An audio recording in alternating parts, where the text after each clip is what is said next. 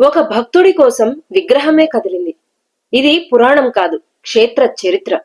ఆ అద్భుతం జరిగిన పవిత్ర స్థలం శ్రీకాకుళం జిల్లాలోని శ్రీకూర్మం దేవాలయం. దశావతారాల్లో రెండవ అవతారం కూర్మావతారం.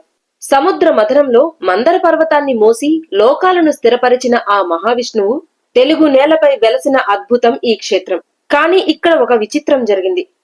ఆలయంలోని స్వయంభూ విగ్రహం తాబేలు ఆకారంలో ఉండటంతో అది శివలింగమని భావించి అందరూ శివుడిగానే పూజించేవారు.